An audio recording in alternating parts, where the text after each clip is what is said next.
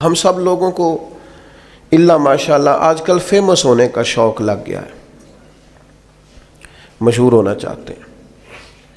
اور ہماری نوجوان نسل کا تو یہ حال ہے الا ماشاءاللہ کہ وہ کوئی بھی طریقہ اختیار کریں گے، انہوں نے فیمس ہونا ہے۔ بعض اوقات بعض لوگوں کو دیکھ کر ان کا لباس، ان کا حلیہ اتنا خوبصورت اور چہرہ اتنا نرالا، لیکن وہ اپنی شہرت کے لیے جو ویڈیو بنا رہے ہیں وہ اتنی خطرناک کہ وہ جو ایک تو ہے اسلامی وزاداری، ایک ہے کہ انسان کی کرامت، بحیثیت انسان بھی فضیلت رکھتا ہے، اس پر بھی وہ چیز پوری نہیں اترتی، لیکن ہمیں شہرت چاہیے۔ کسی بھی طریقے سے لوگ مشہور ہونا چاہتے ہیں، وہ ملاقاتیں کرتے ہیں، وہ لائیو ہوتے ہیں، وہ ایسے شخص سے ملتے ہیں جس کی شہرت زیادہ ہو، ذرا میری فوٹو آ جائے، ذرا 30 سیکنڈ کی ویڈیو آ جائے، تو ٹھیک ہے شہرت ہو سکتی ہے، کوئی ایسا مسئلہ نہیں۔ اور پھر ایک اور طلب، وہ طلب انسانی ضرورت بھی ہے، ایک طلب ہوتی ہے مجھ سے پیار کیا جائے، میں چاہا جاؤں۔ یہ تو انسان گھر کی چار دیواری کے اندر بھی چاہتا ہے اور زمانے میں بھی چاہتا ہے کہ مجھ سے محبت کی جائے، تو کی جائے گی، کوئی مشکل کام نہیں، شہرت بھی ہو جائے گی اور محبت والی ہو جائے گی اور وقار والی ہو جائے گی۔ اللہ نے طریقہ بتایا ہے قرآن مجید میں، فرمایا ان الذین آمنوا وعملوا الصالحات سیجعل لهم الرحمن ودا،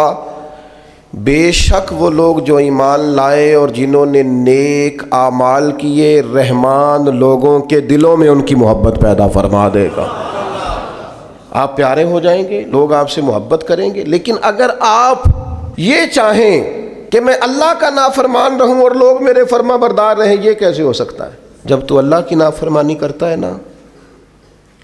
تو پھر جس نے تیری فرما برداری کرنی ہوتی ہے وہ تیری نافرمانی کرتا ہے۔ یہ جو شکایت کرتے ہیں نا، ایک باریک پہلو کی طرف توجہ کرا رہا ہوں، سب لوگ ایسے نہیں ہوتے۔ بیٹا تو جناب نوح کا بھی نافرمان نکل آیا تھا علیہ السلام، سب تو ایسے نہیں ہوتے۔ لیکن میں اپنے اور اپنے بعض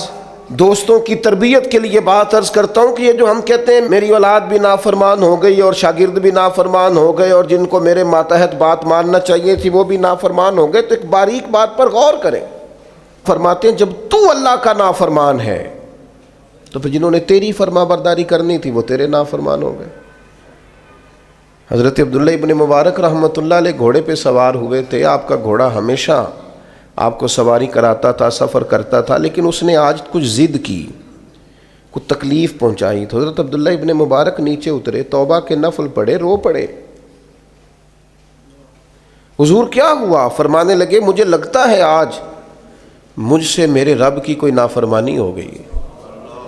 اس لیے کہ یہ ہمیشہ میرا فرما بردار رہتا تھا، آج جو اس نے ضد کی ہے تو اس کے پیچھے کوئی حکمت کار فرمان۔ لیکن ہم تو چونکہ بڑے اعلیٰ قسم کے لوگ ہوتے ہیں،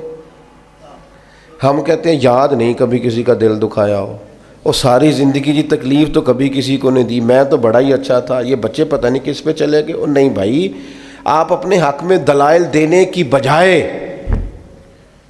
زیادہ بہتر ہے کہ اپنے رب کی بارگاہ میں استغفار کریں، اس کے حضور حاضری دیں،